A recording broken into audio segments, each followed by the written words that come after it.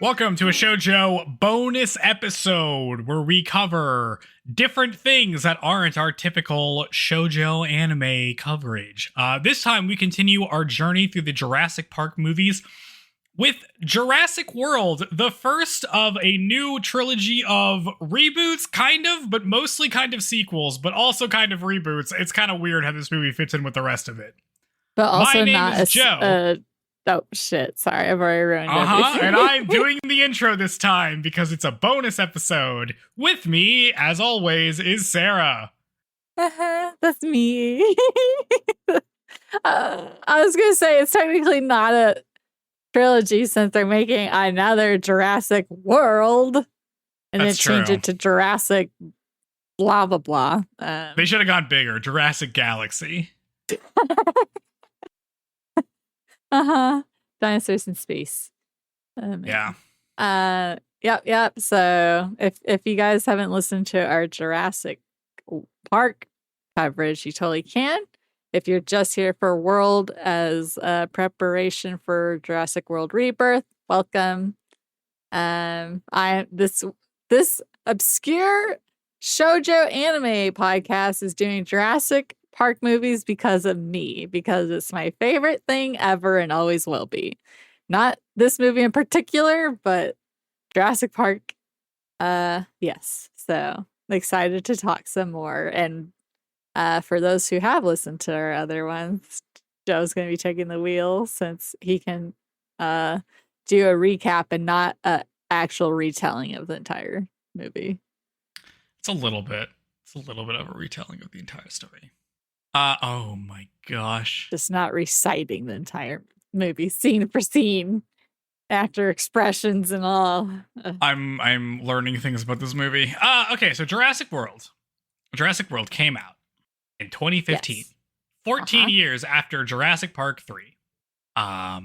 It was directed by Colin Trevorrow, who I'm reading other things that he's done. I wasn't familiar with him beforehand. Not that I was not follow either. Directors. He made his directorial debut with the science fiction comedy Safety Not Guaranteed in 2012. So he was only 3 years. Oh, into making wow. stuff. That's, I wonder if he had connections with Spielberg. And I'm like, how else would he be getting his hands on this puppy? I don't know. But yeah, this was kind of his breakout thing as Jurassic World. Also, apparently he was the co-writer and director of Star Wars: Duel of the Fates, which was the original draft of The Rise of Skywalker, the worst Star Wars movie I've ever seen. Duel of the Fates is the song. That's what it was originally called. Oh, that's the song, though. That's the song title. That's what the draft of the third movie was going to be. You can't steal the name of the song for your movie. Yeah. Come up with your own, something better than Rise of the Skywalker or whatever, because that sounds stupid. Ugh. I can't even recall those movies at all. Let me look at the story writers real quick, because that's kind of interesting. Rick Jaffa and Amanda Silver are a husband and wife screenwriting and film production duo. That's cute. They wrote the Planet of the Apes reboot. That's been pretty well received, right? Yeah, people like that. Mm-hmm. They would go on to write the live-action Mulan movie, which I heard was terrible. I did watch that. Oh, and they co-wrote all of the Avatar sequels. They're going to, starting with The Way of Water, a movie that sucked. The plot sucked. The plot is trash of Way of Water. Well, it's not like the first one was remarkable either. It was a rip-off of Ferngully. Yes. Those aren't movies you watch for the plot. It was better than Way of Water, which pained me to watch. It took physical damage. I did. I didn't watch it. I'm just so not good. uninterested in the Avatar movies. I'm not into visual spectacle enough. They just look nice. That's it. Don't listen to the dialogue. Don't think about what's happening. Don't ask yourself about what it is and isn't a family. Just don't do it. Anyway, this movie costed like $1 bajillion. The budget was $150 to $215 million, which is like way more than any of the other movies. That is a lot, but and I didn't mention this last time as what I've been up to, but I started listening to a podcast called What Went Wrong, and it goes into like production and behind the scenes of movies. It can be like a movie that either flopped or just was super troubled during production or has since aged badly. And they were doing one on The Lone Ranger, like the recent movie with Johnny Depp, and that one was like, I think they spent over like a 200 million. It like super bombed and did not make the money back at all. Because you also is that like including marketing and stuff, that price? I don't know. I mean, maybe. Because marketing is crazy. I imagine too. it does. Well, interesting connection between Jurassic World and Avatar is that Chris Pratt had been what's it called when you go for a movie? Auditioning For the main guy in Avatar, and was told he didn't have main character energy, basically. Well, let me tell you, hero energy. Let me tell you, he does not have main character or action hero energy in this movie either, I don't think. Oh, snap. My grandma's gonna fight you to the death. Okay. Freaking loves him. This movie made $1 bajillion, though, so it's fine that it was expensive, I guess. Because he had been, had he gotten in shape specifically for this role, or was there anything else? Oh, we're talking about Chris Pratt. I guess we didn't mention. They made him get in shape for Guardians of the Galaxy for sure. Oh, that's right. That's right. Okay, that was his first. He had to do that stupid Marvel diet or whatever that like destroys you. Oh dear. I know. And then as soon as he's all hot, he's like, "Bye, Anna Faris." I have no idea about their relationship. I'm just making stuff up. But she was there with them, and then once he got hot, he's like, I'm gonna go for some young girl and join the weird celebrity church thing, right? My understanding is that he's a weird guy. It turns out after the Lego movie, he started taking on a bunch of roles I did not like, and also I heard he was really weird and religious, and therefore I have soured on Chris Pratt quite a bit. Yeah. Yep. But in this movie, it's not really his fault in this movie. I feel like it's another thing, but we'll get to that when we go through the plot of it. Yeah. Yep, I don't have anything else to say really about this. Do you have anything else about like this movie? I didn't have very strong. I guess I like don't remember feeling any certain way about them remaking these movies that I'm obsessed with over a child. But can you believe there wasn't a direct follow up after the incredible film Jurassic Park 3? That it took them this long to come back. That one was so good. It's pretty weird. I guess I feel like this is one of the big kickoffs of like just redoing old stuff. Like this is one of the first ones I feel like that at least I noticed them remaking. Yeah, I mean, I guess I guess it's the writers that did the Planet of the Apes reboot, which is kind of what I associate with that, which is just like, what if we like dip back into the well somewhere? Totally. Yeah. All right, do we want to go into it? Let's do it. Hold on. The musical score was composed by Michael Giannicho, who had previously scored the video games Warpath Jurassic Park and The Lost World Jurassic Park. That's very funny. Okay. Yeah, the music was fine. Went up from the big games, went from video games to the movie. It wasn't like standalone interesting. I would listen on its own like I would with the other movies, but it was fine. You can't beat John Williams. No. All right, well, here we go. This movie is 2 hours and 4 minutes long, and boy, did it feel like it. Jurassic Park, Jurassic World, we open on a dino egg hatching while the words Jurassic World ominously appear on screen. Also, I'm doing the recap this time because I took notes. We cut to birds.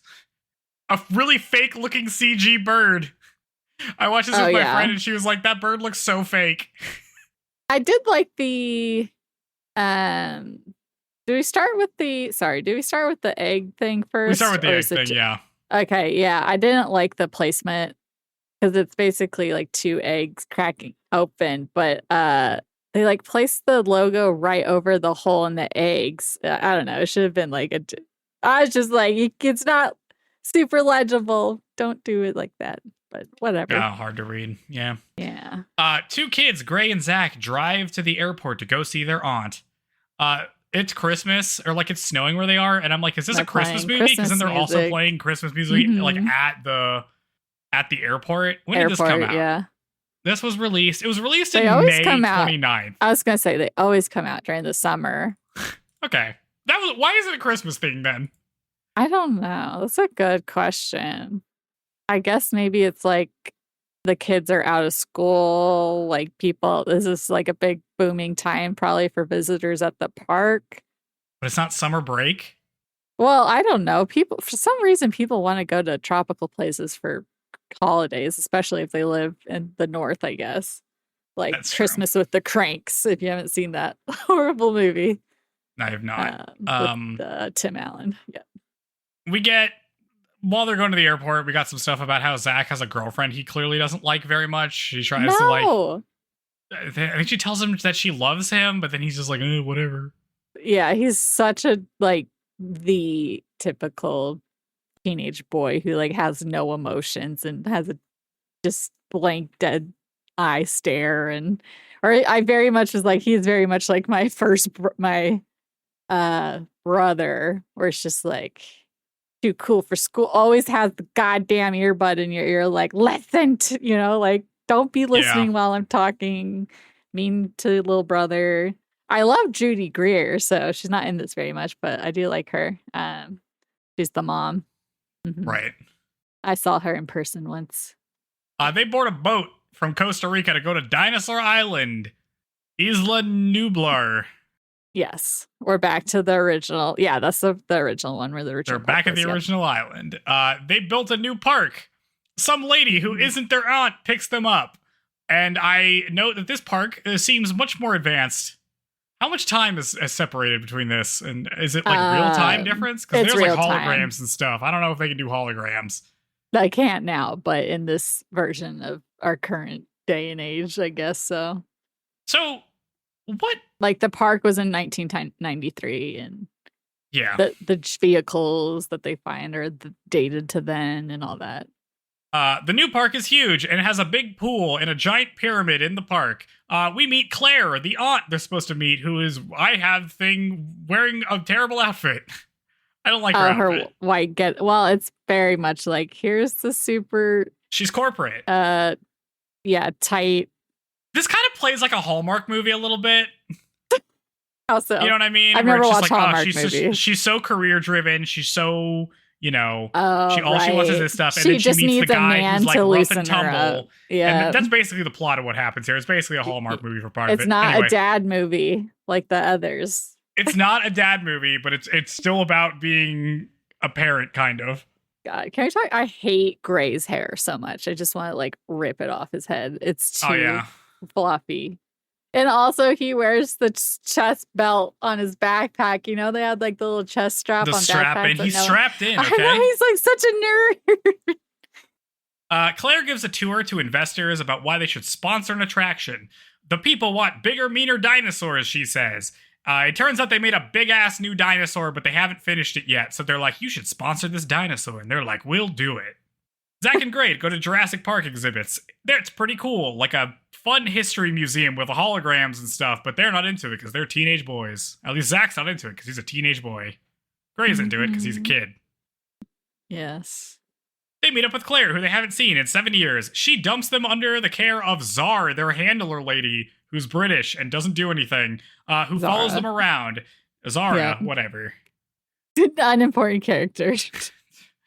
She's bad with children because she's a corporate woman. I'm saying that about Claire. Claire's bad with children because she's a corporate woman. Claire goes to the control room and gets mad at a guy for having a vintage OG Jurassic Park t-shirt. Because we got to remind you of the first movie. It's Jake Johnson. Love him. I don't know who that is. He's from New Girl.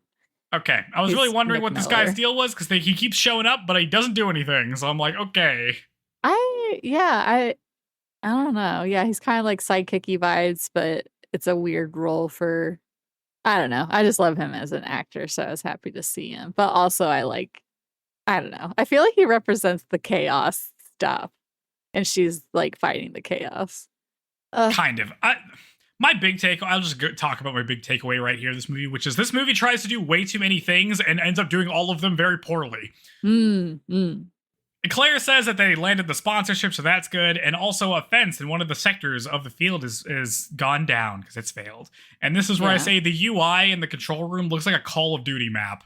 It's like a big, like, bird's eye view with, like, the blinking sectors. I'm like, this looks nothing. This looks like a video game.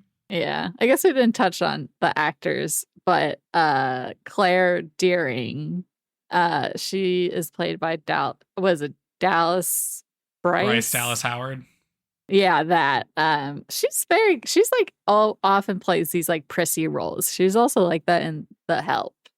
Just very like uptight typecast. I don't think I've seen anything that she's in. No, you haven't seen The Help? No. That's a very good movie. You should watch it. She must have been like a young actress. She's in Apollo 13. I haven't seen that. She's only 44, so she would have been like 12 at the time or something. Oh damn. Yeah, I'm not seeing anything. Spider-Man 3, I don't remember that. Twilight Saga isn't she Eclipse, Gwen didn't see that. Stacy in that one? Yeah, she is. Yeah. Yeah. No, I haven't seen any of these movies. Oh, okay. I don't know any of the actors in this, basically. Claire meets up with Mr. Maserani, the owner of the park. He's a fun guy who flies the helicopter, even though he's not that good at it. He cares more about how fun the park is over profits because he's a fun guy. He's a fun cool billionaire. boss. He's the cool boss. I say in my notes, I hope this guy turns out to be evil. He doesn't really, and it's disappointing. They fly to the sector holding the new dinosaur, but Claire is not into the flying because she gets kind of motion sick. We learned that John Hammond's dying wish was for this asshole to reopen Jurassic Park because John Hammond is a villain, all caps. Well, we don't hear it from him directly, so who knows? That's true. Awful. But this is the last time we're ever going to hear about him, I assume. Right, it's confusing because it's like this. He doesn't run InGen, right? What but company is InGen this? Own the stuff? I don't know. Because he's separate from InGen. So I guess he just knew Hammond from being a rich guy and somehow. But like you would think InGen would have the authority to give that to anyone. This makes no sense to me. Okay, so InGen is the company, right? It was John Hammond's company, right? Yep. Yeah. But they're not, and then they go into bankruptcy, and then like the shit guy takes over in Jurassic Park 2. But that doesn't work, so I assume they become insolvent. Well, he gets eaten, so I guess he's not the head. But so maybe Hammond got it back after the whole disaster of The Lost World. But then why are they like military contract? They show up as military contractors later. Who is this company? What company is this? No, I guess just Mizrani like Corp or something. Yeah, but InGen, it's not that InGen is military contract, but they hired people who do that. Like, but what is InGen then?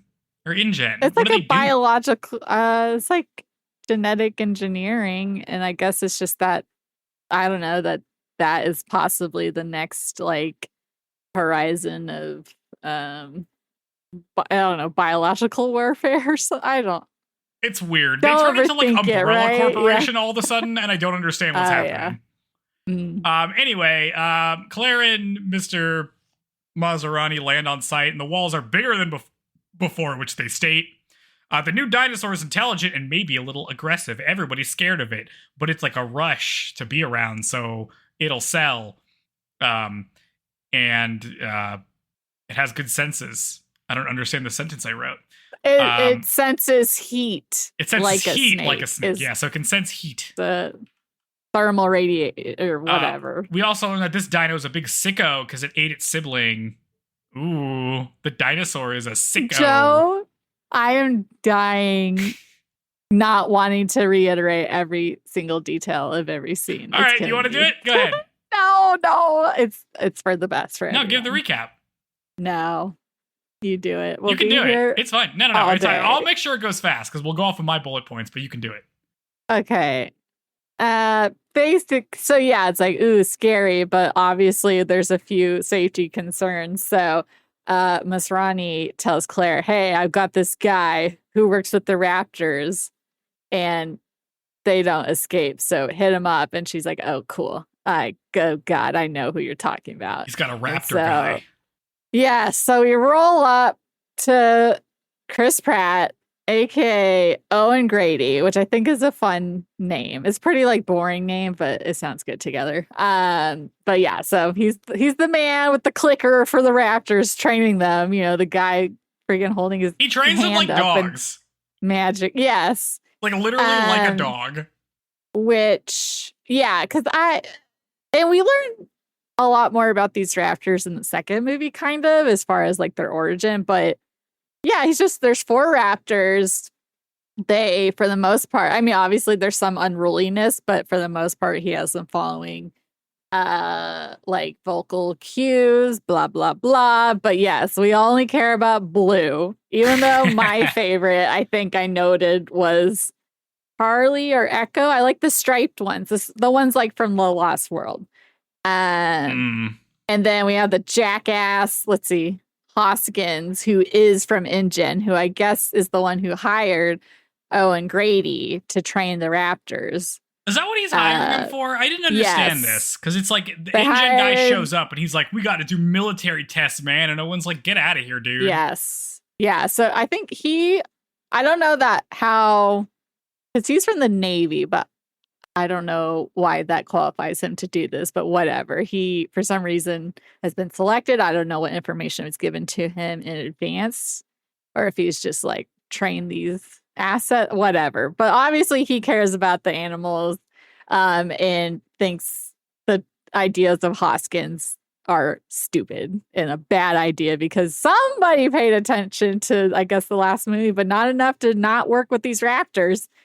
Okay, but like Owen works for Maserati, right? InGen. No, does he work for InGen? Because like, if he's a military contractor, then like, what is he talking about? Like, of course they want to use him for war. You work for the war contractors. Well, it doesn't seem like he intends on doing that. So I don't know if he just like took the job just cause, or it doesn't make sense. We don't get a lot of like motivation for why he's here. We don't get any of that, but I guess we don't get that with anyone. People are just happen to be here, and we just take what happens in the movie and nothing else. But yeah, so freaking, we see he's got them under control. But let's see, we have Hoskins saying like, oh, he's, Mr. Maserati, you think he's golden boy? Nah, with that much money, being the 8th richest man, obviously some of his investment has to be in something related with like weapons or stuff like that. So that guy ain't so great either, kind of. The 8th richest man in the world right now, according to Forbes, is Larry Page. So it would be like if he was the founder of Google. Oh, okay. Okay. So, rich guy. I feel like no one could sink this park seems so unbelievably expensive. I feel like everyone would be poor doing it. Who's going to go to the park where everybody died the first time? They just don't talk about that. It just never comes up. The marketing campaign has work cut out. People died in Jurassic Park 1. They died in Jurassic Park 2, and a dinosaur came to San Diego and someone died. And then yeah. I guess lots Jurassic of people Park died. 3 is not a big deal, but whatever. Yeah, I like the Jurassic Park. Yeah, no, we don't hear anything about the original cast. No. So, but okay, whatever. Pig gets little loose. Thing. I could go without this scene. Honestly, I don't like this scene. But basically to show that they are still dinosaurs and dangerous. But yeah, Pig gets loose. Newbie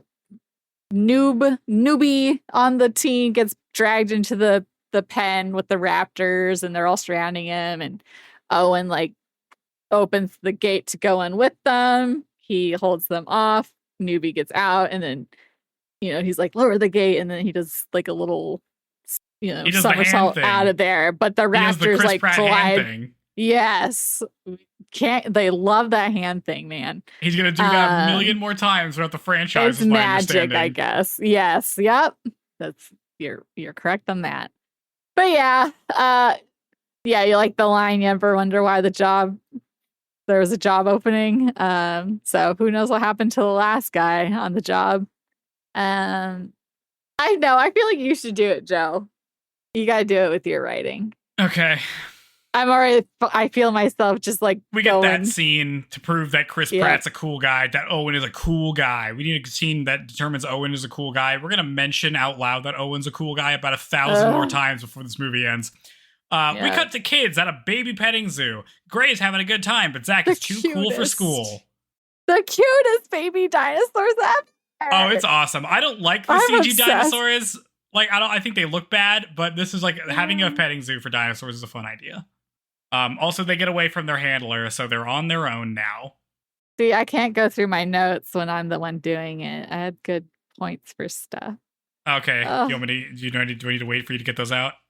I just wanted to say, and maybe I'm reading into it, trying to be like, look, I noticed things, but it's the visitor center where Claire sees the kids, and it's similar to the first movie where Hammond's coming down the stairs and he's greeted by the kids, but this time it's Claire like descending and she's like greeting the kids. So I was like, that kind of felt similar, where the kids get introed into the park and stuff. It felt whatever. Okay. Mm-hmm.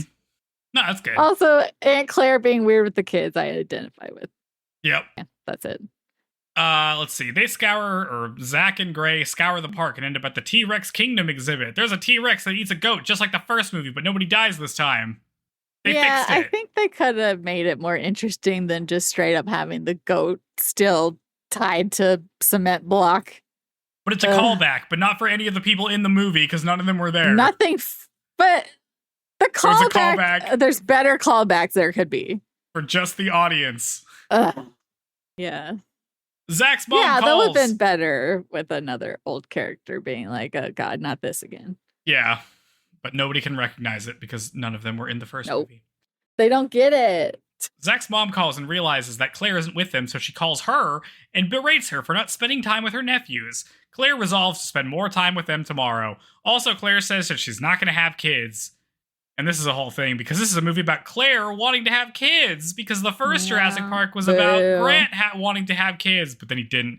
And the second one, and the reboot, is about her. They gender swapped it, but it's basically still about being a dad. But it's about being a mom this time. Boo. Claire goes Nothing wrong with moms. Claire goes to see Owen and asks him to check out the new dinosaur. Also, they've apparently like had something in the past, because Owen is like very aggressively hitting on her. Yeah, I guess they went on a failed first date. Yes. Previously. Chris Pratt is doing his best Top Gun impression here. It's ridiculous. Just the cool guy Smolder. Just like, because he's got his shirt up and he's like, oh, I'm just a cool greased hot up guy. and, yeah. That, like, oh, you think you don't want me, but you do. I'm Chris Pratt. I was not into him in this movie. They have like some parts of this are funny where he's like criticizing her for bringing an itinerary to the date. Yeah. But then apparently also he was wearing board shorts to the date. So, it was just bad. These people are not meant for each other.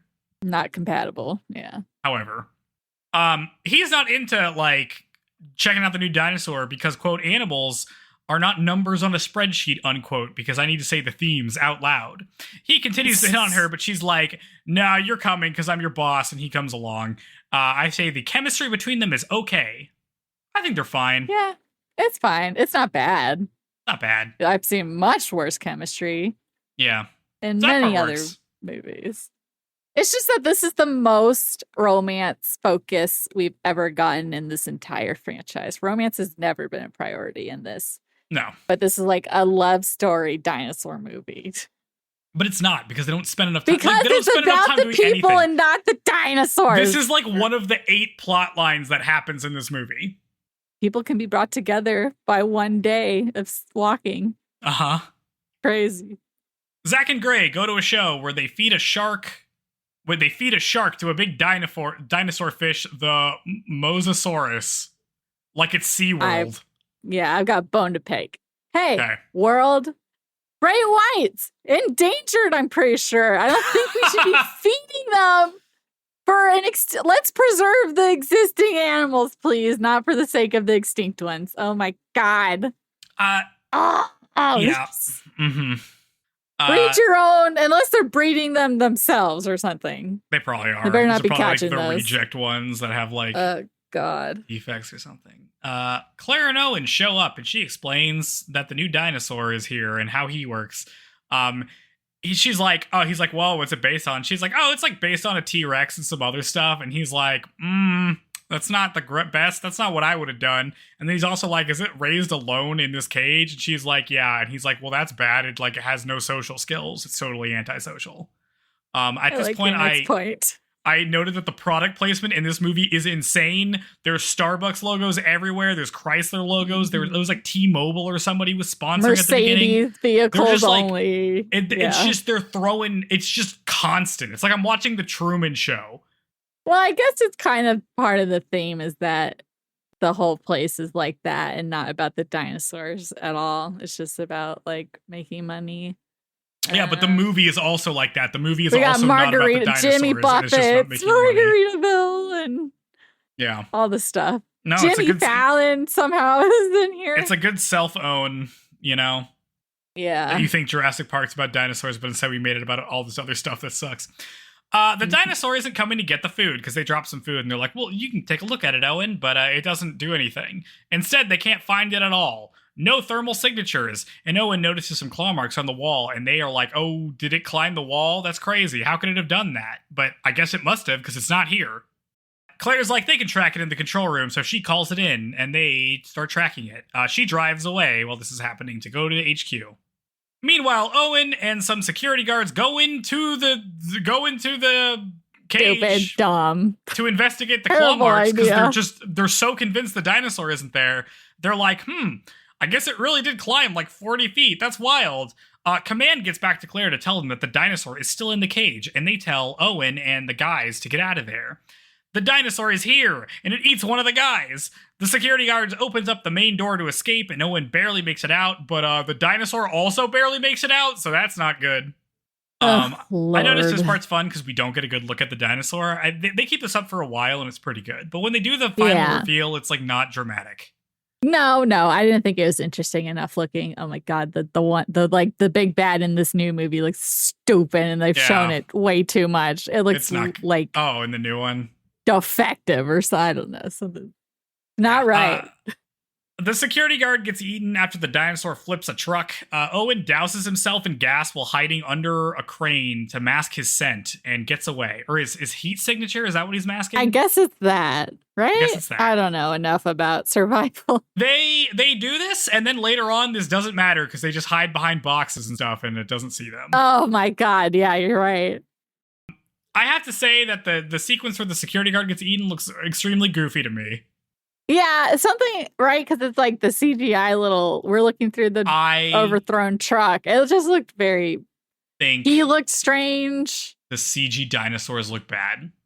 Yes, it's much better to have a mix of practical and CGI. I think it's bad. I think it looks bad. I think it looks bad the entire time. Maybe it's just like so every day now that like people don't pay as much attention to it as they did back then. Like, what do you think? How does it measure up to the CGI of the original movie? Oh, I think it looks way worse.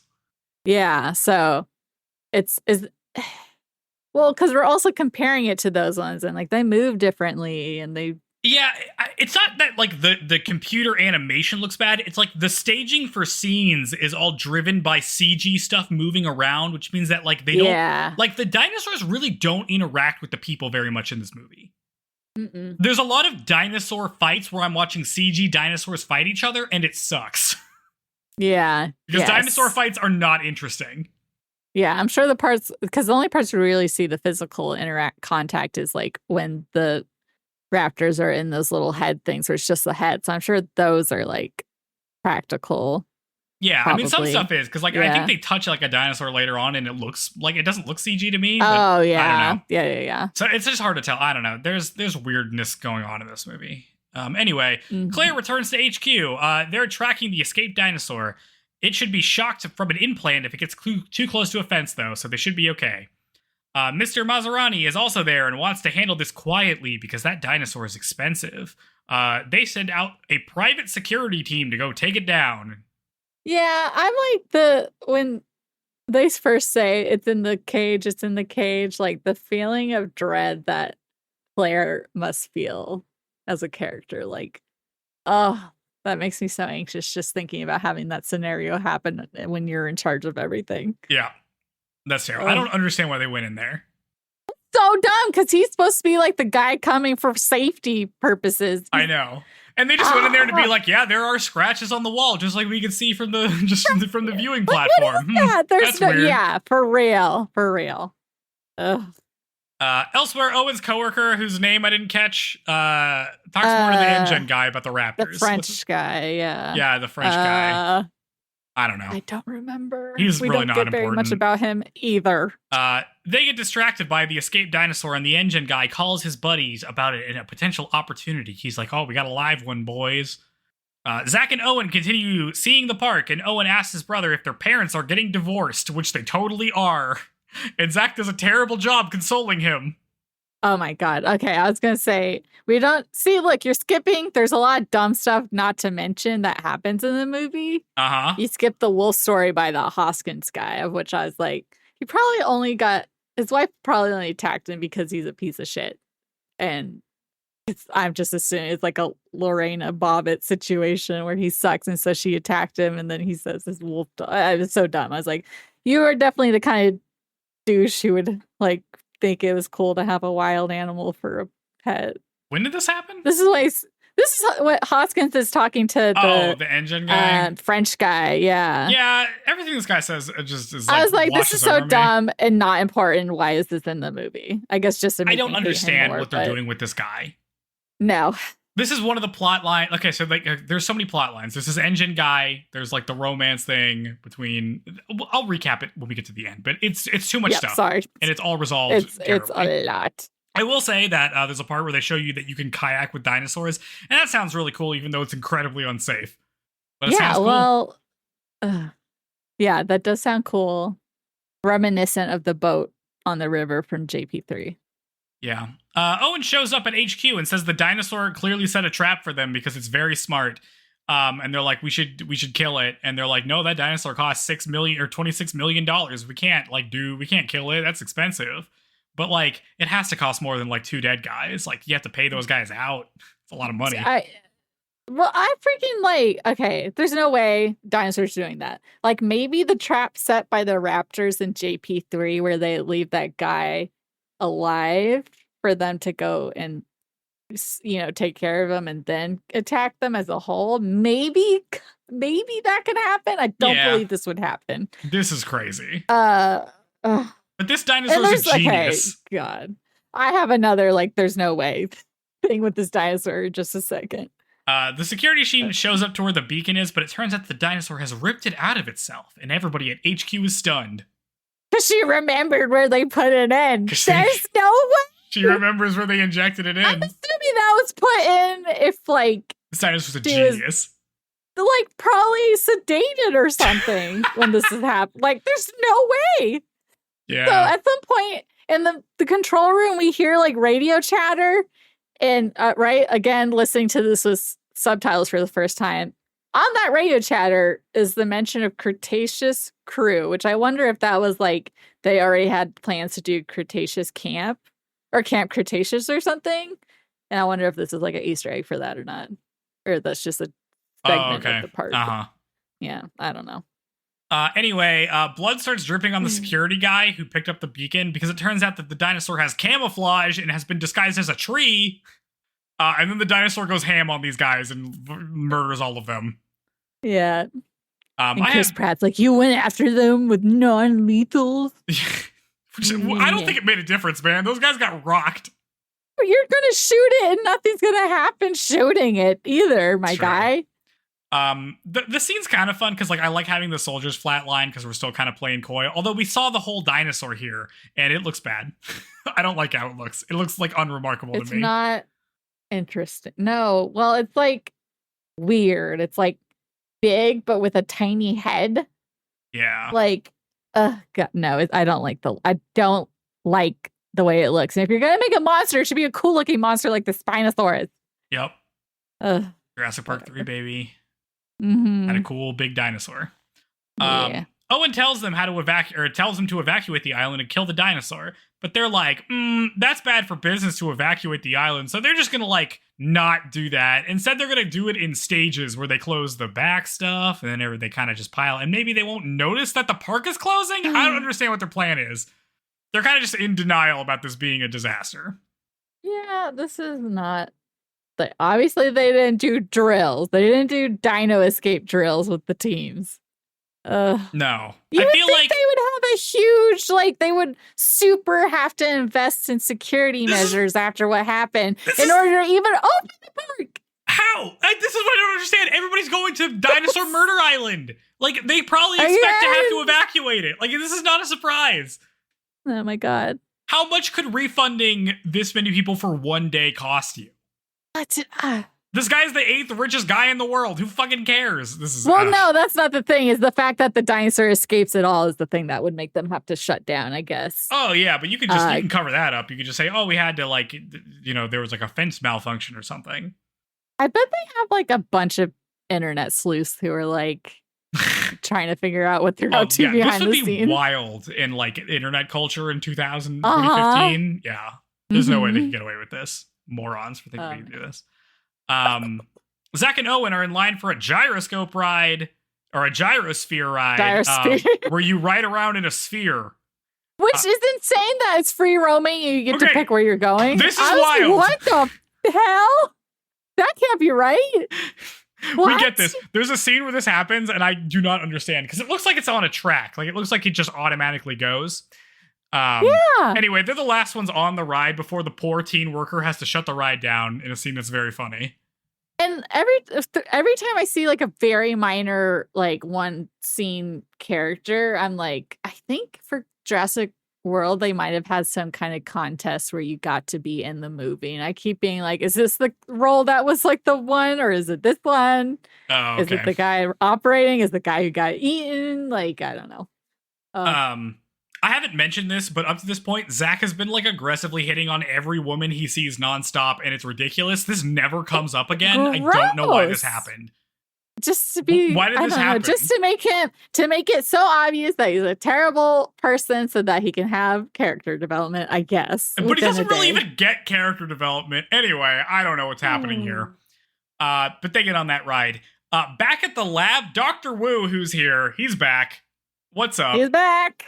Explains that he can't give a full explanation for why the dinosaur can like go camo mode. But he's pretty jazzed to hear that it can apparently camouflage its heat signature. That's cool. He seems very nonchalant about it. Mr. Maserani is like, why did you make this crazy dinosaur? And Wu's like, you told me to make a crazy dinosaur, man. That was like the whole job. And then Mr. Maserani is like, you're shut down. But Wu is indignant. He's like, I'm just doing what I'm best at, man. You think I'm gonna like care if my dinosaurs eat multiple people all the time throughout 3 movies? I don't care. I'm Wu. What was going on with this scene? It's very clear he feels entitled. I guess because he's the only person from any of the past movies to make it to this movie. Yeah. I'm getting a check from this movie, okay? I need to be in it. That's right. Well, I mean, because he's incredibly unimportant character in the first movie, even though he's like a substantial character in the book, and he's kind of villainous in the book. So I guess he's finally growing into the book Wu here in Jurassic World. That makes more sense, because this just kind of feels out of nowhere. Like, I didn't get the sense in the first movie that he's like just in it for the like pure love of the game kind of thing. He doesn't care about the consequences. And here he's just like, yeah, whatever. Obviously, they're very not. They're so loosey goosey in this version, right? I feel like everything was super secretive the first time, and so like he probably was much more like structure around him, so he couldn't, or he probably didn't feel any ownership at the time because he was just one guy in this like new field and blah blah blah. But now that I don't know, now that the whole world gets to see his creations, maybe that's just blown his ego out of proportion or something. I guess it's weird. He does get this really nice talking point where he's talking about how they're making the dinosaurs people want and not the ones that would actually exist, which I thought was nice. It's always fun to be like, we actually know about dinosaur stuff. And it also, I feel like reinforces what was going on in the third movie, where Grant is like, those are not dinosaurs. Like, those are just some thing those guys made. So it's fun that they're carrying. Well, even on in the very first one, right? We learn about the frog DNA substitute, but and in this one, it's much more for this, not to actually make the dinosaur, but like to customize a dinosaur to suit the environment that they have available for it. Yeah. So they're much more little things they're compensating for. Zach and Gray in the gyrosphere get a video from Jimmy Fallon explaining that they're an indestructible orb, so don't worry about dying, because in addition to all the product placement in the world, we're going to have nonstop cameos forever. They roll through a field of dinosaurs, and it's cool. Even though this is like a really weird time to have a wow cool dinosaur moment after the main dinosaur has already escaped and eaten people. This is weird. Yeah, for sure. Like what the pacing is like, why are they doing this now? Like this is not a thing you normally do in Jurassic Park movies. Normally at the beginning you're like, oh, it's so awesome. Look at all these cool dinosaurs. And then they escape and they're like, oh shit, we're going to get eaten by dinosaurs. But they did it out of order here. I for some reason they're keeping Zach and Gray very isolated from what's happening. I guess because they're like the children and they're supposed to be having the more innocent like perspective of what's happening. I don't know. Their ride is recalled because the park is shutting down, but Zach is like, nah, we'll just stay out late, like whatever. And then he switches to manual controls, which I guess you can just do. No, you should not be able to do that. Why can he do this?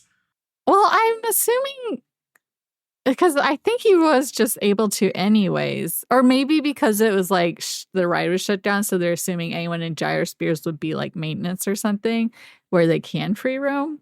Well, it's like, but they show a video later where like, oh, how are all the gyroscopes? And they're all coming back except for theirs, which means that like other people are still out there.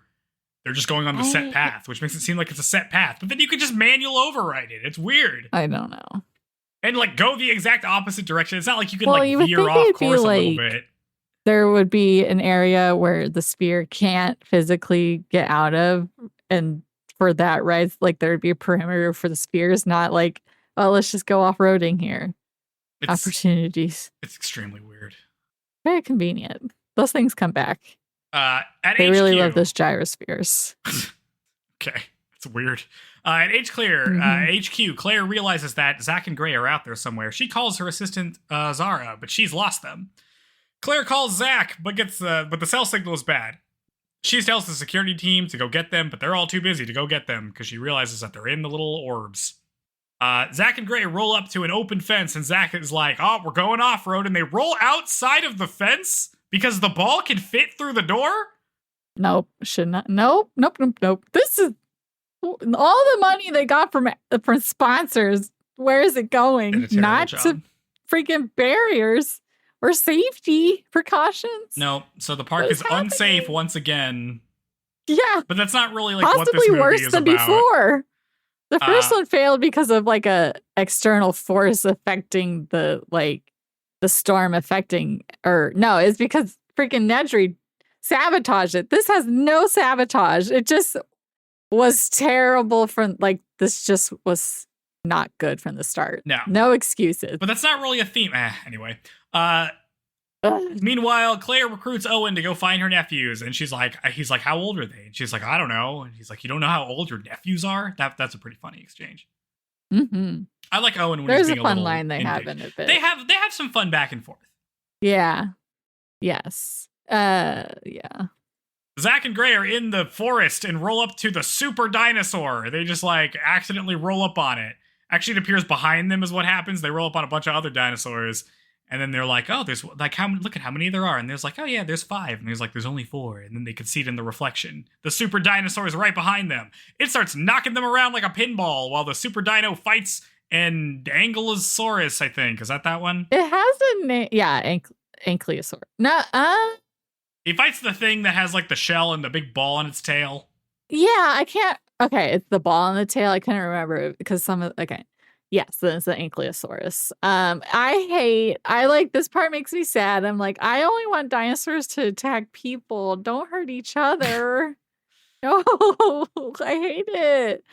Oh my God. Yeah, they get bashed around some more and their gyroscope gives out, leaving them upside down. This is pretty fun. It's fun watching that ball. I was going to say, Joe, what's the super dinosaur's name? I don't know. I just call it the super dinosaur for a long time. No! It's Indominus Rex. I'm not saying that. Indominus Rex. Dinosaur. I'm calling it the super dino. I mean, even Owen's like, that's what you're calling it? Yeah. And Jake Johnson character is like, why don't we just name him Pepsi Saurus or yeah, it's a bad name. The super dino wins the fight. And then it goes back to the ball and tries to figure out how to break it open. It pierces the glass with its finger, but then can't crunch it with its teeth. So it tries bashing it open, and Zach unbuckles Gray and himself in time to escape on foot. They flee and dive into which some is water. reminiscent of the Jeep falling out, or the car falling out of the tree in the first movie, where they like had to go before it fully hits the ground. It's reminiscent, but it's not as cool. Yeah. No. Very much It is distinctly not as cool. They're weirdly like just slip right out of it. Yeah, it's like too easy. It doesn't feel like they're actually in any danger in the way that it does in the first one. Yeah. No cool music playing. They flee and then dive into some water off of a waterfall that looks like it's only about 6 feet high. Yeah. Dude, it's not that bad. They stay down under the water long enough to make the super dino think that they drowned, I guess. I don't know. Lose interest, I guess. I guess so, yeah. Zach is proud of Gray for jumping into the water even though it was scary. And I'm like, that waterfall was not that high. A lot less scary than getting eaten. This brother moment way too long. Doesn't make any sense. Sorry.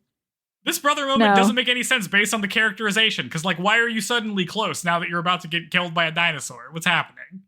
Yeah, whatever. From this point we don't care enough about these characters. From this point on, Zach is going to be a cool brother now. I don't know why, but it's happening. Mm-hmm. Claire and Owen arrive at a dinosaur that's been cleaved by the super dino. It's still alive, and Owen tries to soothe it. Claire interacts with it too because she's finally acknowledging that it's a real creature and not a line on a spreadsheet. Remember that thing that happened? She's crying. I'm crying. I cried during this part when I saw it for the first time. Yep, and then the dinosaur dies. Poor dinosaur. Me. Let's just ignore the fact that your nephews are dying and deal with this dinosaur real quick. They totally forget what they're supposed to be here for. Also, Owen has like the tiniest gun. What is he going to do with that gun? It's like the smallest little rifle ever. It's not big. It looks so lightweight. Yeah, no, that doesn't look like it's going to do anything. They walk over and see a lot of dinosaurs have been cleaved because the super dino is killing for sport. Bum, bum, bum. Should he even be allowed to have a firearm? I feel like only that squad should. Dude, I don't know. You know? I'm overthinking it. Meanwhile, InGen has just like landed a big contingent of paramilitary guys on the beach. They're just here now. They got here within an hour? I don't know. Maybe. Well, right. We have other sister islands in the 5 deaths. That's Maybe true. they have like a squad on a nearby island. Claire and Owen arrive at a wrecked gyrosphere. Zach and Gray aren't here, but Owen follows their footprints to the water, and he's like, oh, those kids are so brave for jumping in. But it's only like 5 feet of water, dude. This is not a hard jump. I do this jump all the time when I was a kid. Why are we acting like this is a big deal?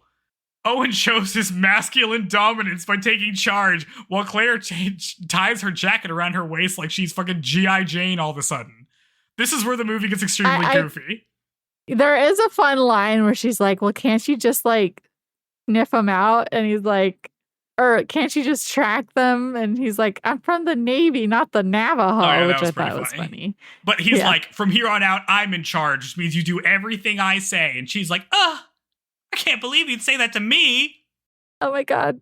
Those heels. There's no way those heels would stay intact this entire She's wearing like kitten heel, Why would you wear 1-inch heels white? or something. Why would you do that? Yeah, it's ridiculous. Elsewhere, Zach and Gray find the wreckage of a crew car, and then they see a facility nearby and go in. It turns out it's the original Jurassic Park building. Hey, remember the first movie, guys? This Visitor is the Center. They walk around while we remember a much better movie.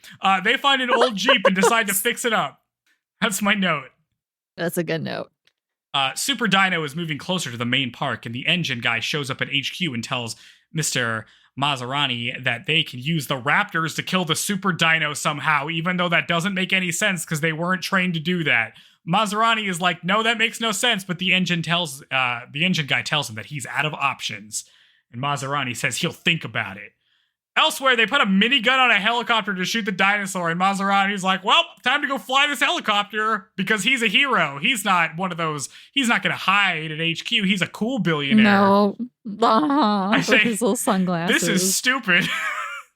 Yes. Well, the whole, because Claire was like nauseous in the last helicopter ride because he isn't certified yet. Yeah, he sucks at flying, but he's the only guy who knows how to fly a helicopter, even though those engine guys showed up on a helicopter. Yeah. Why don't he just get the engine guys to fly the helicopter? Dude, What is that, right? Somebody, yeah, what? They don't need to use the Raptors. You could just fly the damn helicopter. You brought paramilitary forces. What are we doing? Zach and Gray fix up the car. Zach starts being nicer to his brother. They... Remember, believe it when we say that we help fix Uncle Blah Blah Blah's old Malibu. Remember when we just used to fix up old cars? This age, yeah. Like, what the hell are you talking about? That's believable. Yeah, he's supposed to be like 15 or something. Yeah. Anyway, they get the car running and they take off. There's a funny joke about how even though Zach can fix a car, he failed his driver's test, but only the driving part, and that's pretty fun. Some good one-liners in this. It's not hard to pass the driving test. It's much harder to repair the car's engine, okay? Yeah, for real. It's not that hard. My God. I can't imagine, like, repairing cars with your uncle for a long time and he never lets you drive any of them. That seems mean. As a kid, I, like, sat in my grandpa's lap and steered while he... Yeah, like, that's how you do it. the brake and, in, like, our high school parking lot. Nice. That's also where I learned to ride a motorcycle, too. Nice. Yeah. Claire and Owen hear the car and show up at the garage. They think the boys must have just gotten away. Owen is about to make their own getaway when Super Dino shows up. And somehow it doesn't notice them, though, because they, like, hide behind a car. But just kidding, it stomps through the roof. But then they just run away from it. Oh, yeah. Yep. They just kind of get away. That's a pretty fun scene. I mean, again, it doesn't work for this dinosaur because it has heat vision. It can see you. Yeah. You set up a lot of things that you not only don't pay off, but just, like, disregard. Yeah. So, like, I know they're trying to, like, hide from it in the way that, like, oh, they hid from the T-Rex or they hid from the raptors in the first movie, but it doesn't work for this dinosaur. Doesn't work. I guess it doesn't work because it finds them, but whatever. The helicopter shows up. Maserati sucks at flying, but we're doing it anyway. Super Dino is running towards the bird cage. They have a big bird cage. They shoot it, but it rams the side of the bird cage and lets all the birds out. So several dinosaur birds fly into the helicopter, killing everyone on board. Yes, yep. And we're all real sad that the billionaire dies, I guess. Nah. Why does this happen? Why did they just have a bird cage with, like, one because layer? It was the movie they put. Sometimes I think I put this note in here. Sometimes it seems like some scenes in movies are only in there to serve the trailer and not the plot of the movie itself. It's like just to have a cool, because it's the scene where the helicopter crashes into the ceiling and then drops on the ground, explodes, and the Indominus Rex runs away, where it's like, cool guys don't look at fire moment. Yeah, for the movie trailer. It totally doesn't look at it. Oh, man. Oh, yeah. Anyway, now there's a super dino loose, and there's also a lot of, like, pterodactyl-ass dinosaurs loose, too. So, there's one, I had to Google this, because it's like, I don't know, pterodactyls, pteranodons, whatever, but there's one weird one where it looks like it has a T-Rex head on a pterodactyl body. I don't what like the that. hell is that thing? I hate that. That looks bad. I had to look it up, and I couldn't remember if that was, like, a real dinosaur or not, but I hated it. Anyway, Zach and Gray are about to make it back to the park when, oh no, pterodactyls on your 6, and they drive back to the main park. Oh, you like the guards? There's two guards on the wall because they're like, open the gate, and the guards are just like looking at them, and they're looking at the pterodactyls, and they're like, well, that's a first. It's funny. Anytime like something crazy is going on, and we cut to like two dudes just like standing far away, being like, that's wild. It's always good. Good bit. Mm-hmm. Claire and Owen get on an ATV and drive off. Meanwhile, at the main park, guests are told to shelter immediately, seconds before pterodactyls descend on them and start murdering all of them. We watch a bunch of people get mauled. The engine guy sees this and thinks that now is his chance. Owen and Claire show up at the main park, and Zach and Gray are back. We're all here together. We get an extremely long sequence of Zar, their handler, getting killed that lasts like a full minute. Yeah, this is like what people cite as like the best kill in the franchise, which I was like, no way. They think it's the best kill? It's also the only female to be killed in the franchise. But no, I don't think so at all. Just because basically one of the pterodactyls pick her up, drop her, catch her, and then they fly over the water and then splash her in the water and then pick her back up. And then the mosasaur comes through the water and eats. So it's like her held by the pterodactyl being eaten by the mosasaur. So like They really went all out in that scene, but no, I don't think it's the best death. I think the best death in this franchise is Eddie Carr being torn in half by 2 T-Rexes. Yeah, this is the thing I remember the first time I saw this movie. She's a character we don't care about. And it was extremely bizarre because one, it's like a very long sequence. It's also a long sequence for a character that, like, it feels like this is reserved for a character you don't like, but instead it's a character you just don't know. We hate women. Like, get her out of it's here. Weird. It's so bizarre that this is such a long sequence that has like multiple parts to it. But like, yeah, because like most of the time Jurassic Park is pretty clear about who gets killed and who doesn't. Yeah, right? Like, it's so long that they are able to run across the street to get to the tank to watch her final. That's how long it is. Yeah, it's such like a bizarre. Is there like a contract in this actress's thing for being like, I have to have this much screen time? Like, I don't know what's happening. It's so weird, especially because like other people are gonna die. That's what you get for being a bad babysitter. But that's whatever, man. You know, like that's so weird, especially because like people who deserve to get mauled to death don't in this movie. You know what I mean? Like it's nothing. Dinosaurs eat. Yeah, for justice. It's very weird. I don't like this. I think this is weird. I think it feels like she should have been more, like there was more written for her character that got cut. Like she was supposed to be like the mean babysitter or something. Yeah, but there's just nothing. She's just some random woman, basically. Yeah, I guess they just really like the mosasaur and keep giving it more opportunities. Well, we have to remind you that it's in the movie because it's going to be important for one more scene. Yeah. Mm-hmm. Owen and the security team start tranquilizing dinosaurs while Claire looks for the kids. Zach and Gray almost get got, but don't. Owen almost gets got, but is saved by Claire, who, like, gets a dinosaur off him because she shoots it with a trank gun, and then he pulls her in for a kiss afterwards because we're action heroes. Yay, you guys seen an action movie? You guys seen Die Hard? It's like that. Woohoo! First kiss in a Jurassic movie. Yeah, I don't like it. No.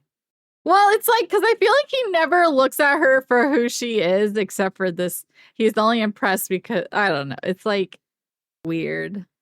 Because it doesn't ever feel like he's focusing on her. He's focusing on what's happening. So for this to be the moment that he finally focuses on her, it feels weird. Yeah, it's weird. They reunite with the kids and and give extremely little attention to the ongoing crisis while they all introduce each other to each other. This was weird. They have a whole scene where they're like, oh, is this your boyfriend? Like, oh no, these are the kids, all this other stuff. There's pterodactyls in the streets mauling people and they're having this conversation. There's a funny scene where people are running from the pterodactyls where there's one guy running away but holding his 2 margaritas, like saving his margaritas. Isn't that Jimmy Buffett? Isn't that the... Yeah, I think so, yeah. More cameos. Uh-huh. Engine guy shows up and takes command. He puts his guys in charge, and we see a new helicopter show up, and they have real guns. More real guns. Engine guy's plan is to use the Raptors, and Owen hates it. He's like, you can't use the Raptors, but he's like, we're doing it. We're using the Raptors. And Owen's like, okay. With or without you. Yeah. The Engine security team shows up, and they're ready to use a bunch of Raptors they met today to help them fight a single dinosaur, is my note. This is the plot. Great. Well, we needed the Raptors and motorcycles scene for the cover art of the movie. Owen shows up and gets mad at Engine because you can't use Raptors like that, but they're in charge now, so he goes along with the plan. They're his Raptors, yeah. Owen introduces Zach and Gray to the Raptors, and we learn that Blue is the beta and Owen is the alpha. Oh, I'm the alpha, guys. They're like, who's the alpha Raptor? It's like, oh, it's Owen. And he's like, oh, shit. You're looking at him, kid. Yeah, that's right. Yeah. Yeah, he's so fucking cool. Yeah, this is just why it's like, it's too much about him. I hate that. I want it to be about the dinosaurs. There's so many scenes that are just talking about how cool Owen is. Yeah. It's absurd. It's over the top. Yeah, it's like he does have parody. a nice body, I will say. Yeah, but like... And I like his style. I love a man with cargo shirts or whatever he's wearing. Zach and Owen are sent to hang out in a truck. Zach tells Grays that they're brothers and they'll stick together no matter what now because, okay. Owen on a motorcycle sets out with the Raptors as they hunt the super dino. There's a part where they show you a POV of the Velociraptor camera, and I hate it because it makes me nauseous. It's just like moving too fast. Oh, really? It's so hard to tell. It doesn't really make me nauseous. I'm just like, I hate looking at this. Did you like it? Yeah. I'm whatever about it. I This is just so we can have the like Claire reacting thing and more opportunities to compliment Chris Pratt's character. Yes. Oh my God. They ride. And then his poor friend is on the ATV, which isn't as cool as the motorcycle. Nah, it's because he's not the hero. They ride out, and the Raptors behave exactly like the engine guy said they would, and leads the strike team to the super dino. So I'm like, oh, he was just right. This is where I have a note where there's so many lines about how Owen is cool, because like they're watching him ride, and like Zach or something is like, or Gray is like, oh, Mom, your boyfriend, or Aunt Claire, your boyfriend's so cool, and she's like, yeah, he is cool, and I'm like, are you serious? We just saw him say he's the alpha. What are we doing?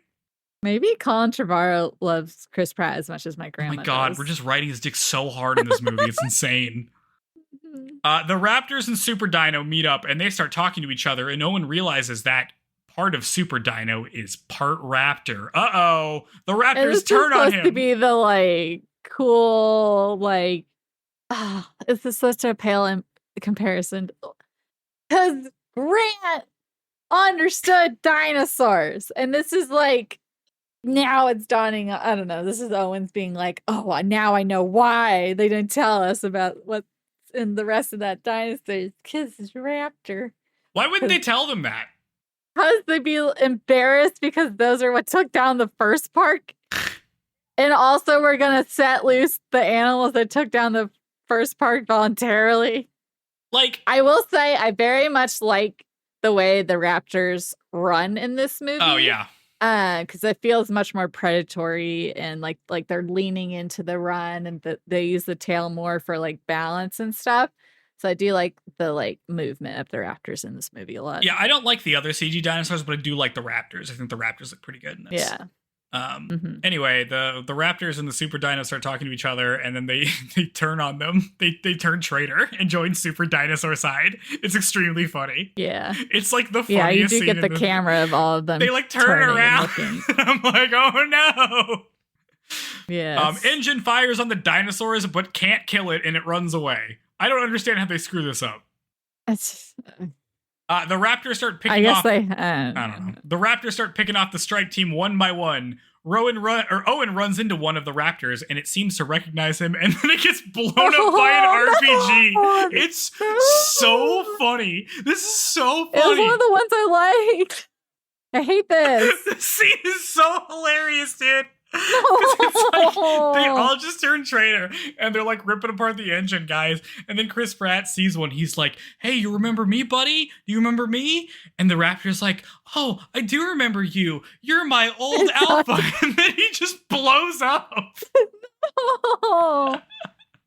It's like a comedy scene, but it's played straight. It's so funny. God. Owen's coworker is pinned down by Blue, where he's like hiding inside of like a log while Blue is like snapping at him. Which is very much like in Jurassic World with Sarah and the. Sorry, I'm gonna keep doing that. Like her in the log with the like stag tail coming in through the. Yeah, sorry. Yep. No, I mean it is. This is what I'm saying. Like I'm not scoffing at you pointing it out. I'm scoffing at this movie just recreating. They're just not poorly. Meaningful call outs. Yeah. I can see what they're trying to do. Owen gets his attention on the motorcycle because he's the cool action hero and leads it away.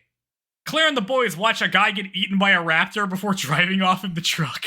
They watch a guy die. Okay, that's all we see is like that guy with a little blood. Well, first he had blood on his hand already, so like did he get attacked and then escape from the raptors to warn them and then get attacked again? But also it's like in the first movie and the second movie we get like bits. We see like debris of people, which makes sense. We don't see anything like that in any of this. Nope. We don't have, There's no like you back up into someone's hand. There's no crazy boat with the hands hanging on the steering. Yeah. There's no Arnold. They don't have that. Mr. Arnold's arm. We don't have the T-Rex taking over the boat somehow. Yeah. Just the adults. Claire drives the truck and they're being pursued by raptors, so Zach starts throwing stuff at them like it's Mario Kart out of the back of the truck. This is actually pretty funny. They find a zap stick and zap one of the raptors before we can eat them. Mm-hmm. Oh, I hate the like, oh God, because Gray's like, oh my God, I can't wait to tell Mom. And Claire's like, no, please don't tell your mother. I'm like, lame, I hate this. What, that line? Or like, yes. Because it's like, ugh. No, I hate it. I hate that so much. Okay. It felt so cheesy. Yeah, like, it's kind of goofy. No, kid. The first thing after you get almost killed is, oh, I can't wait to tell my mom. No. Lame. Okay, whatever. I hate that so much. Owen catches up with them while Claire calls in a helicopter pickup. Back at the lab, Dr. Wu is evacuating the lab. InGen guy calls him and tells him that the park is toast and that he's to ship out now. Back at the park lobby, injured people are waiting to evacuate. A guy at HQ decides to stay behind while the rest evacuate. He tries to hit on his coworker, but she's taken already, and I don't understand why this scene happens. Obviously, this is a character actor I'm supposed to like. Who's this guy from New Girl? Oh, Jake Johnson. Okay. I don't remember the character's name. I don't know. We don't get enough screen time with this guy for me to understand what's happening here. Larry. His name's... No, Lowry is his last name. Lowry. Okay. This would have been funny in another movie, I think. If this was like Pacific Rim, this probably would have been funny. But because I don't remember this guy, because 10,000 things have happened between the last time I saw him, I don't understand what's happening. Wu evacuates with some samples. Owen and the crew get back to HQ and find InGen, the InGen guy, taking stuff from the lab. He gives a monologue about, like, the future of dinosaurs and things like that, but is interrupted when a raptor shows up and eats him, and this feels extremely random to me.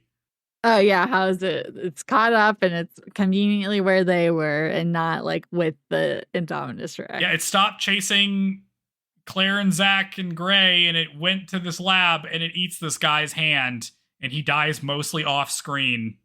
The guy I hate the most dies in a lame way, but we get to watch Zara get, like, dragged. Get the dramatic blood splat on a, like, window or something. It's like a B movie. It's terrible, that scene. For some reason, I have a note in that says redemption for trees. Oh, never mind. That's what? Redemption.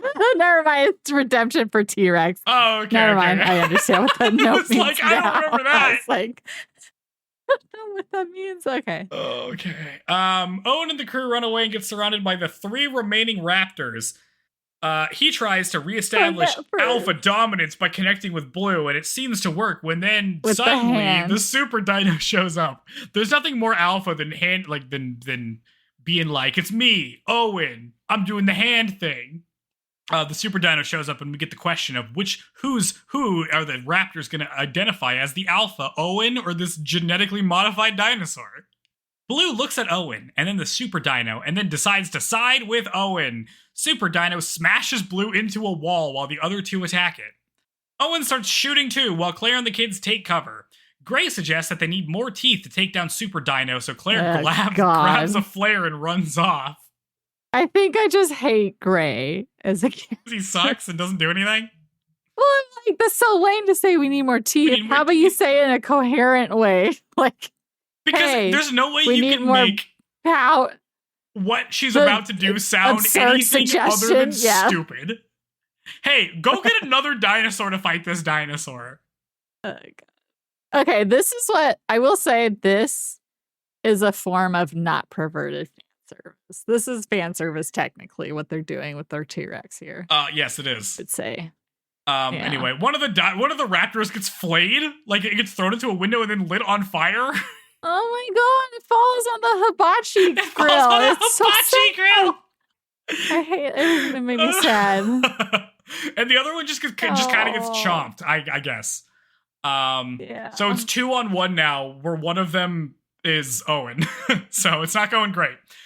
Claire tells the last HQ guy to open one of the cages, and he's like, "Oh, that sounds bad," but then he does it. Claire ignites the flare and starts running, leading a T-Rex out of its cage. It's a T-Rex! It's not only a T-Rex, it's the T-Rex, Rexy from the first movie. Really? They kept that alive? Yes, because at the end of the movie, it shows the scar she got from the raptors in the first movie. Oh, okay. Yeah. So we brought out the big guns. Things are looking bad for Owen and the kids when Claire leads the T-Rex to the super dino just in time. I have the T-Rex smashes the dinosaur bones like the first movie. Wow. And then I put, this sucks. I was not into that. Yeah.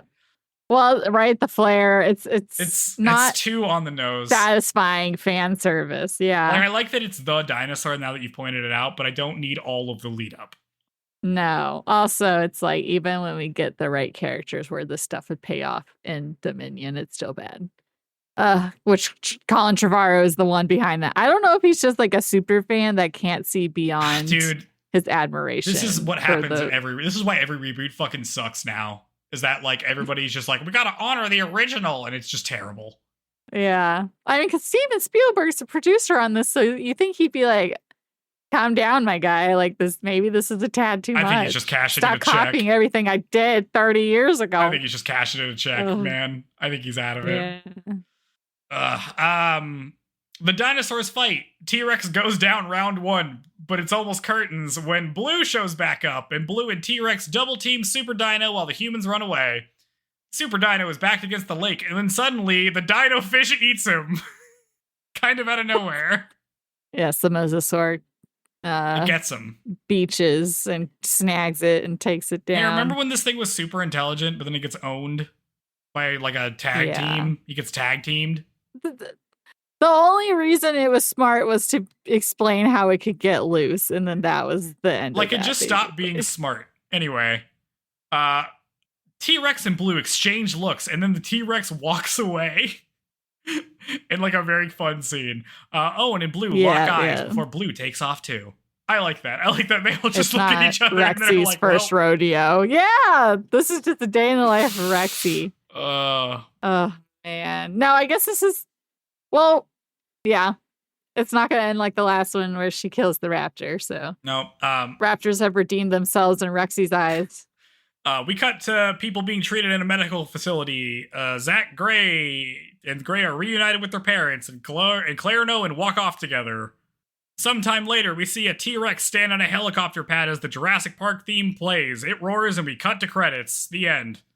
Rexy. It's Rexy, and that's where you see because she has the fresh wounds, and then now she has the old scars from the original movie. But yeah, this is basically like just like correcting what happened in JP3 where the T-Rex gets owned immediately and everyone was pissed about it. So this is like the chance to reestablish the T-Rex as like the mascot and best dino of the franchise. Okay. So Jurassic World. I mean, it's fine. Like, it's fine. It's not good. I wouldn't say it's terrible. Or like maybe because there's so much going on, I can't focus on all the like imperfections. Like Jurassic Park 3 is such a insulated like set and cast that's like easier to focus on all the things versus I'm distracted by all the things, I guess. But yeah, my biggest thing is just like now Jurassic World is just about cool action stars and dinosaurs happen to be the threat. Versus the first one, the best one being about the behavior and, the process of setting these up and then the folly of mankind and Not enough like bad, like people we hate. Honestly, the first movie and the second movie are the only ones that give us like characters we dislike enough that we rejoice for their death by dinosaur. I need more characters like that where it's satisfying to see them die. The problem with this movie, I think, and why I don't like it very much. The one and only. The main problem with this movie and why I don't like it very much is that it's supposed to be an action movie and all the action sequences suck. In the first 3 movies, I remember action sequences. When I think of Jurassic Park 1 action sequences, I think of like the T-Rex coming and chomping those cars and flipping them over. Or I think of the raptors hunting down the kids in the kitchen. Stuff that you remember. In Jurassic Park 2, I think of dinosaurs. What? Interacting with the world around them. In Jurassic Park 2, I think about the, like, getting that car or trailer getting pushed off the cliff while the other guy tries to save them. And then I think about, like, the big raptor scene where they're, like, going through the little town and they're, like, on the roof with the tiles and they're jumping around and they're kicking the raptors at the end, Fun sequences. And even Jurassic Park 3, I think of like the part where they go through the mist and it's like on the bridge with them, right? Or they're in the birdcage thing is and good. Like they get attacked and they open the door on it and they swing the door around and run away. And what all of those have in common that those are action sequences with multiple parts to them, whether it starts in a part and then it ends in a different place. This movie doesn't have that. You don't have any prolonged action sequences that like have more than one part to it. It's either it's either Zach and Gray almost get chomped in the ball and they jump into a waterfall, ending it immediately, or they get attacked in the street, but then it gets cut off because we have to introduce all the characters. Like, there's no continuous action sequences I can think of, which is why I don't remember anything about this movie ever. Like, what's a cool action sequence in this movie? The part where the CG dinosaurs fight each other and it's really confusing because we keep cutting away from them? Yeah. Yes. I guess what's the most memorable of the unremarkable movie? Like, I mean, the longest scene is the one where like the super dino is fighting all the other dinosaurs, but we don't get to see it that much. Yeah, I'm trying to think.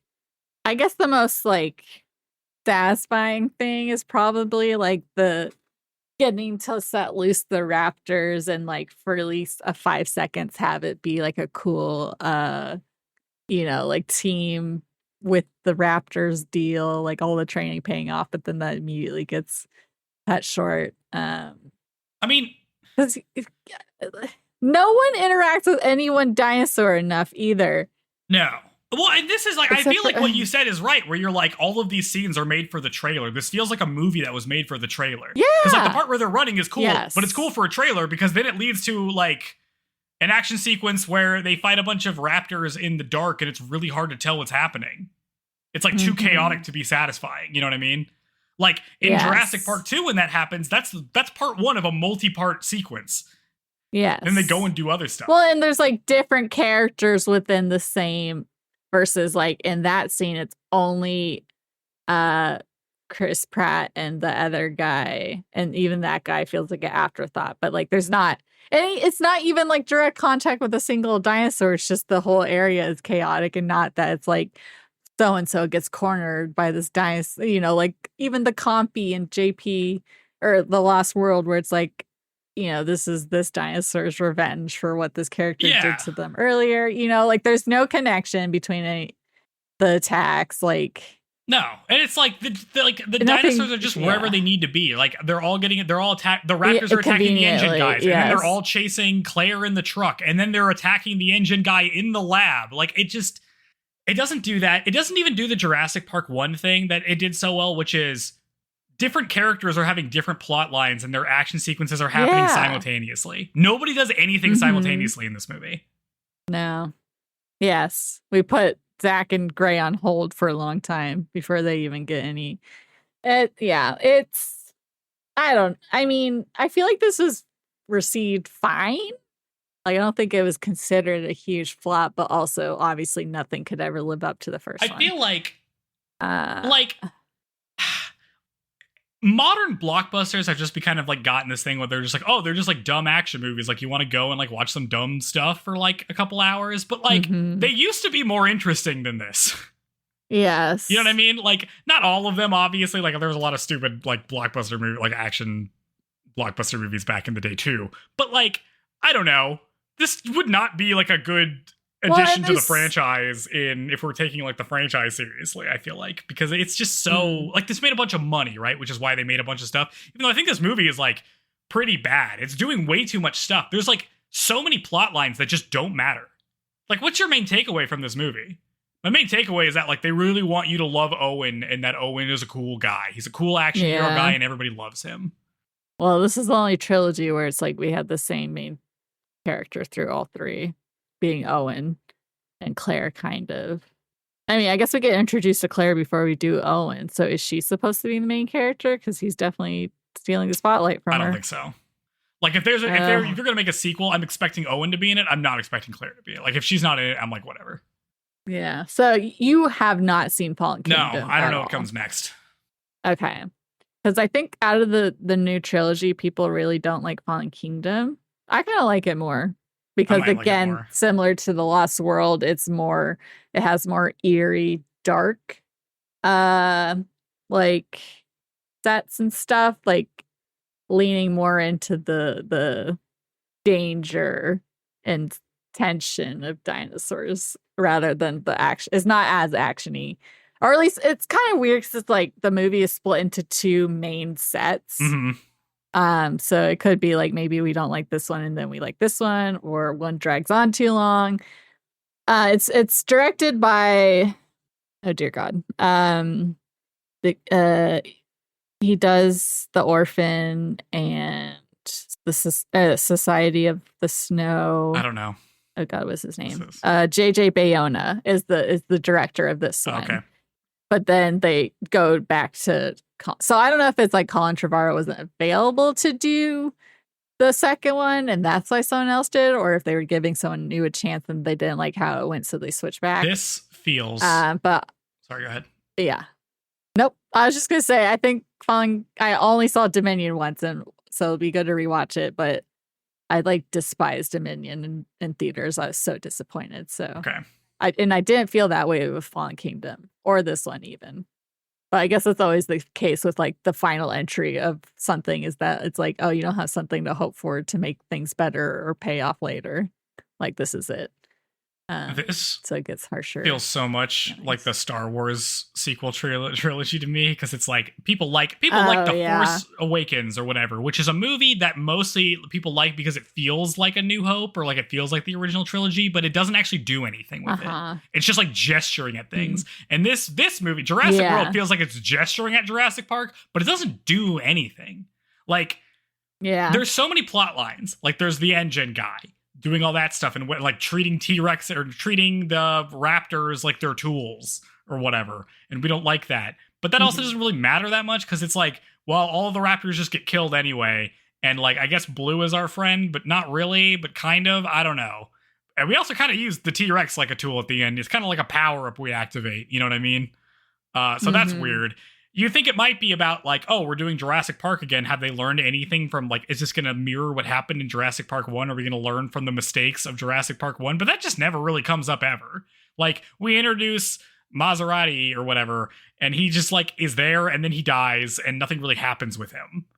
Like we try to do the thing with Claire learning to become a parent. Like, oh, she doesn't want to have kids. Well, maybe at the end of this, she will want to have kids. But it's like, she doesn't really interact with Zach or Gray, aside from trying to keep them from dying, which is just normal stuff. So that didn't really pay off.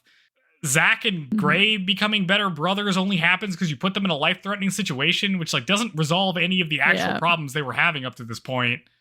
It's just like it's just them saying we're going to be better brothers now. I will say, in the novel for the original book, Lex and Tim do not get along.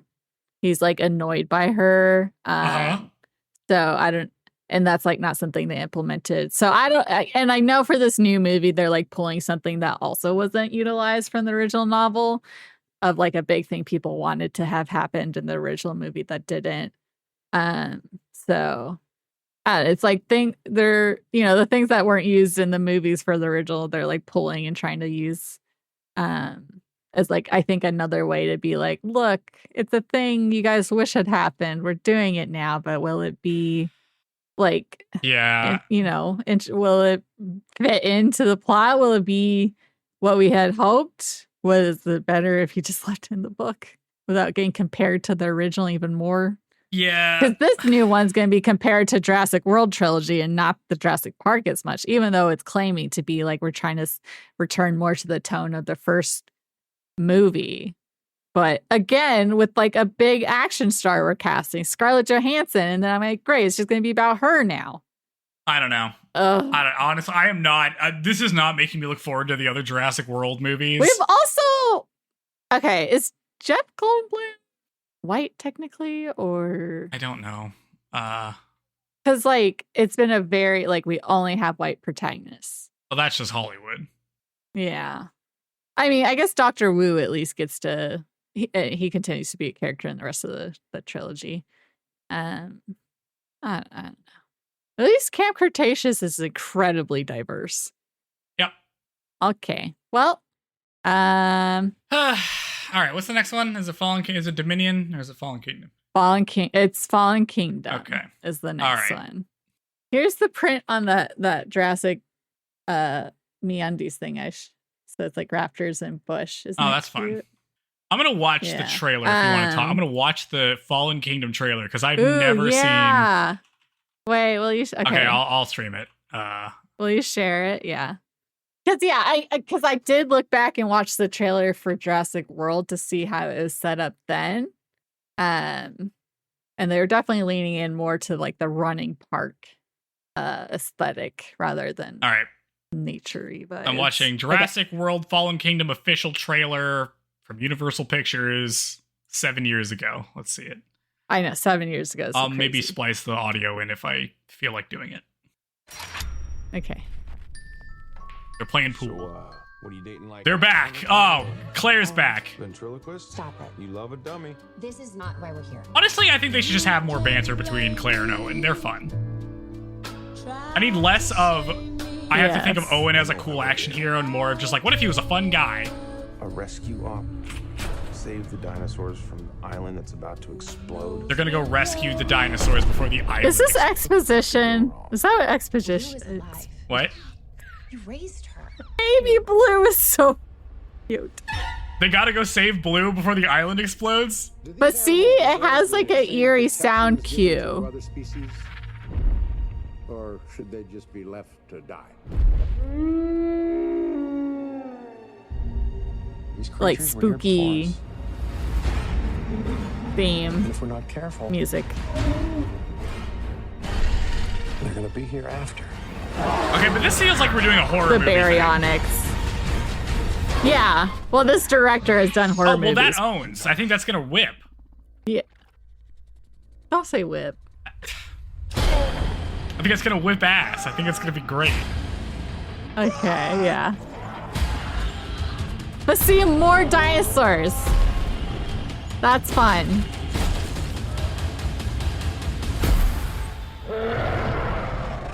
Carnotaurus. See, the goddamn gyrosphere is back.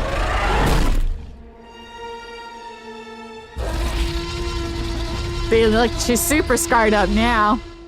Life cannot be contained. Life breaks free. Life finds a way.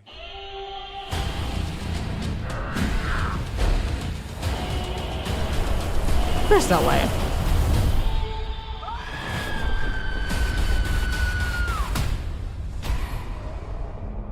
I feel like those dinosaurs would just sink, right? Surely dinosaurs that heavy cannot No. swim. All right, well, Makes me sad. I hope it's a horror movie. Right? Well, that's what, because I think that's what would make a Jurassic Park movie be fun and different, is to take that kind of approach. Also, they did Jurassic Park 3, and that's why it was fun. Yes. I'm not saying it's good. I said it was Well, fun. well, this one like is visually leaning into that aesthetic of being dark and using music like that. I feel like maybe the action sequences of 3 were kind of like that, but it was still a very bright environment and yeah, right, more right, because for Jurassic World you think they would come back with more cool dinosaurs since they talk about having so many more dinosaurs now, but we see Ankylosaur, we see the Indominus Rex, but we don't really see any other dinosaurs feature. But from this trailer alone, you're seeing we have an Allosaurus, we have Carnotaurus, the Ankylosaur again, and lots of dinosaurs. And right, Yeah. What can you gather the plot might be about from that trailer? Well, I know they're gonna go back and try to rescue Blue before. I guess the island's gonna blow up, and they got to go rescue Blue before that happens. Yes. Yep. So we go back to the island yet Of course again. we do. What else do we have to do? In It'll Jurassic never Park? be a part of the movie, right? Yeah. I like it. I think it's my favorite of the Jurassic World trilogy. Okay. Unpopular opinion, I think, but I like it. All right. Well, next time we're gonna be watching that. Fallen Kingdom. Stay tuned to our. Yeah. Oh, what's your ranking? What's our overall Jurassic Park ranking? Mine is one. Okay, mine is Jurassic World Lost. No. Out of all the World, Jurassic Park movies that we've watched. Oh, yeah. The first one, number 1. The second one, number 2. And then I would say Jurassic World. I have always thought so poorly of Jurassic Park 3 that I want to rank this above Jurassic Park 3. But you made good points for Jurassic Park 3 when we covered it. So I guess I'll do 3 and then this. Yeah. This is also my last rank. No change up. So 1, 3, 2, 4 for me. Yep. Oh, yes. Excited for these characters to return. All 2 of them? Yeah. Well, yes. I'll be interested to see why Claire goes. She doesn't really seem like she belongs. No, after the park closes, no. Yep. So, okay. Yep. End of bonus episode, I guess, folks. And we're going to try and knock out the other 2 before the new movie comes out. And since we're coming to a close, or we're, halfway through Jurassic coverage, if you guys have anything else you would like us to do that isn't necessarily shoujo related, we can cover in a bonus episode or 2. Feel free to send those suggestions to us via, Instagram DMs or our email shoujopod@gmail.com. So yeah. Bonus episodes are a fun way to hear your favorite dynamic duo was Joe and Sarah talking about stuff. That's right. Yes. Otherwise, we're going to go with something Joe's super into. That's right. Make me watch it. Make you watch the Gundam movies or something. We got to do KOTOR. Where are you at KOTOR? Did you drop that for the new Elden Ring? I have not been playing. I've been trying to get through 1,000 times Resist, so I've not been playing KOTOR that much, but I should be starting to focus on that more relatively soon. Okay, cool. I'll be excited to do that. Yeah, we'll have more stuff at the fight. Cool. But for now, next time, Jurassic Park Fallen World. Or Jurassic World Fallen Park. Yes. I don't know. Whatever. The next movie. You know what it is. Jurassic World Fallen That's Kingdom. Right. So keep an eye out for it. And thanks for listening. Bye. Bye-bye.